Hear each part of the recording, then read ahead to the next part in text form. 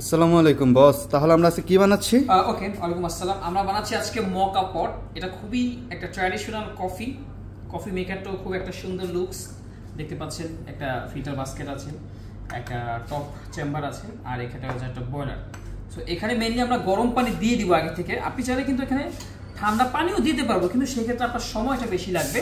So হয়েছে সময় আমরা আগে এখানে গরম পানি দিয়ে নিলাম।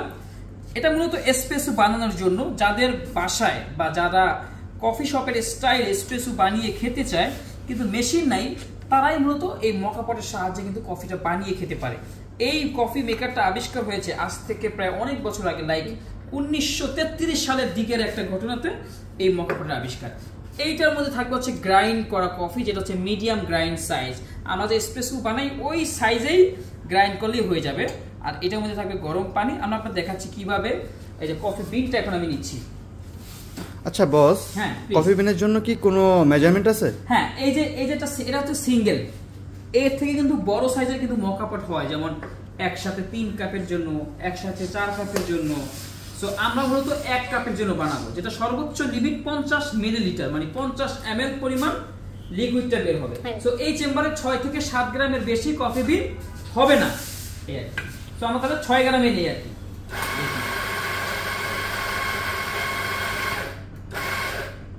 এখানে আমরা এটা ফুল ফিল আপ করে দিলাম আর কি কফি গুঁড়ো দিয়ে। আমরা এর জন্য আমরা অ্যারাবিকা কফি বিনটা ব্যবহার করছি, যেটা হচ্ছে মিডিয়াম রোস্টেড। এটা আমরা নিয়েছি নর্থ 10 থেকে।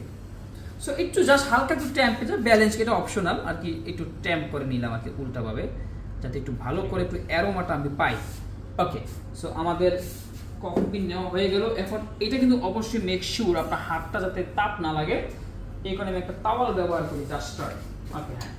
আচ্ছা বস, তাহলে এই যে পানিটা যে আমরা নিয়েছি, এই যে এখানে পানিটা, এটার কি কোনো মেজারমেন্ট আছে? হ্যাঁ, এটার মেজারমেন্ট হচ্ছে যে ম্যাক্সিমাম 50 ml নিতে পারবেন।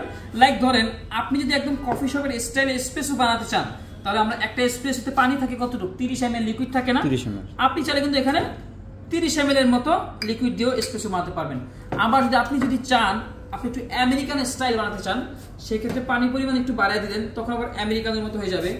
মেইনলি মকা পটটা হচ্ছে অনেকটাই এসপ্রেসোর মতো, কিছুটা হচ্ছে এসপ্রেসোর থেকে লাইট এবং আমেরিকানো থেকে স্ট্রং। ওকে, সো এইভাবে করে আমি কি করলাম, কফি গুঁড়োটা ভিতরে দিয়ে দিলাম। দেন হচ্ছে এই যে আমাদের টপ চেম্বার যেটা আছে, এটাকে এইভাবে আলাদিনের চেরাগের মতো লাগিয়ে দিলাম। তাহলে বস, এটা কি শুধু এক্সপ্রেসো আর ব্ল্যাক কফি হবে? হ্যাঁ, এখন আপনি কিন্তু এটার মধ্যে চান, এখানে কিন্তু আপনি চকলেট দিতে পারেন, এখানে কিন্তু আপনি দুধও দিতে পারবেন, বা নিচেরটার মধ্যে আমি পানি না দিয়ে যদি দুধ দিই, তখন সেটা ক্যাপাচিনো বা লাটের মতো কনভার্ট হয়ে যাবে। যেহেতু আমরা এখানে গরম পানি দিয়েছি, সেক্ষেত্রে আমাদের ফিলটা হবে এসপ্রেসোর মতো।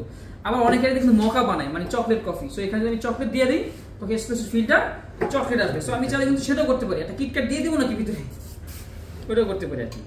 এখন গরম হয়ে গেল। এই যে আমাদের ইলেকট্রিক হিটারটা আছে, এটা অলরেডি আমরা গরম করেছি। এখন এটা এখানে দিয়ে দিব। এই যে আপনি যত এরকম করেন ওরকম করেন, এই পানিটা কিন্তু পড়ছে না, পড়বে না। আপনি এখানে যখন দিবেন, এই যে এখন আমাদেরকে ওয়েট করতে হবে ম্যাক্সিমাম 2 মিনিট। তো আমরা একটু পজ করি 2 মিনিট।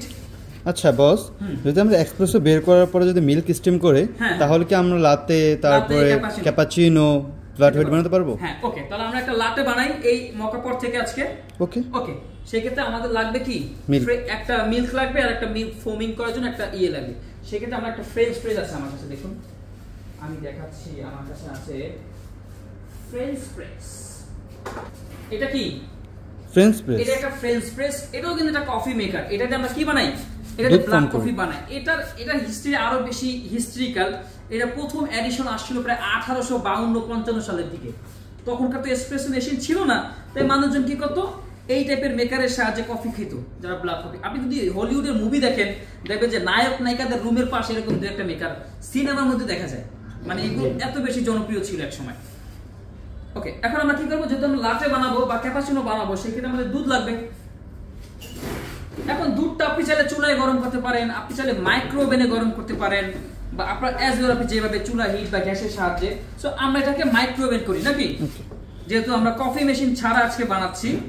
সো এই দুধটা আমরা মাইক্রোওয়েভ করবো 1 মিনিট। কয় মিনিট? 1 মিনিট। ওকে, 1 মিনিট মাইক্রোওয়েভ করে দেখি। ওকে, এই যে দেখেন এসপ্রেসো কিন্তু বের হওয়া শুরু হয়ে গেছে।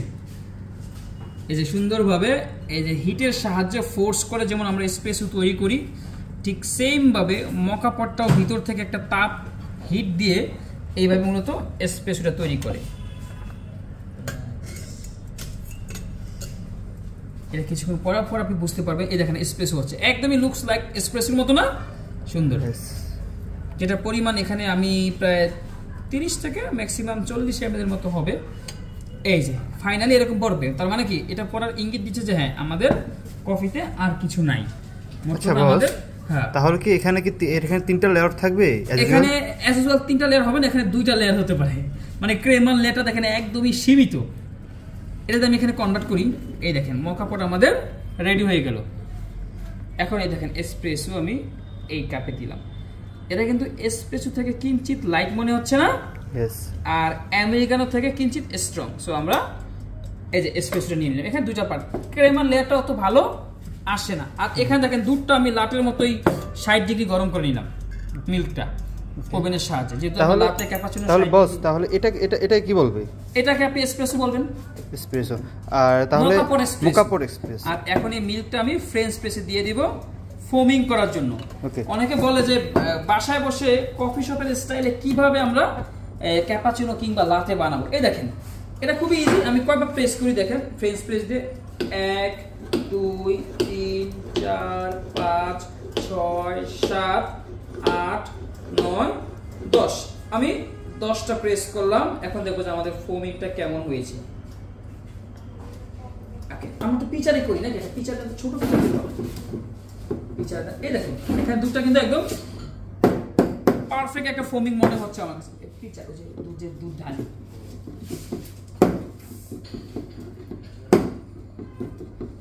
পিচার ছোট ছোট ছোট ছোট ওই যে দুধ ডিজাইন করি, ফ্রেশ আছে না? এই যে এখন এটাকে আমরা পিচারে ট্রান্সফার করে দেখি। যদি পিচার যদি আপনার বাসায় না থাকে আপনি কি করবেন? তখন আপনি বোতল দিয়েও বানাতে পারবেন বা যেভাবে ইচ্ছা সেভাবে। মোট কথা ডিজাইন হচ্ছে যে অপশনাল, আপনি না পারলে ডিজাইনটা করতে পারেন। এই দেখেন আমরা লাটের মতো একদম ফোমিংটা করলাম। আপনি চাইলে আরো বেশি প্রেস করলে সেটা ক্যাপাচিনোর মতো ফোম হবে, আরো কম করলে আবার ফ্ল্যাট হোয়াইটের মতো হবে। সো আমরা মূলত লাটে বানাই। দেখি যে ডিজাইনটা এই যে এভাবে আমরা উপর থেকে মিক্স করব, তারপর আমরা ডিজাইন শুরু করতে পারি। আমরা তাহলে মকা পটের সাহায্যে আজকে কি বানালাম? লাতে বানালাম। সো আমরা একটা ডিজাইন করলাম।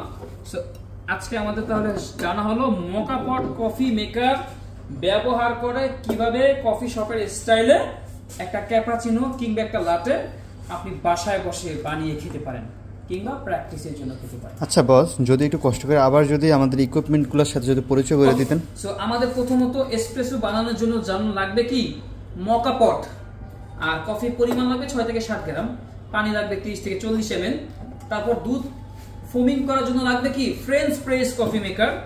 তারপর আপনার কফি যে কাপে বানাবেন তার জন্য একটা কাপ, এবং ডিজাইন করার জন্য লাগবে একটা পিচার, সর্বোপরি আর মিল্ক লাগবে। এইভাবে আর কি আমরা চাইলে বানাতে পারছি। Thank you so much boss for your kind information. Okay, thank you so much, bye by.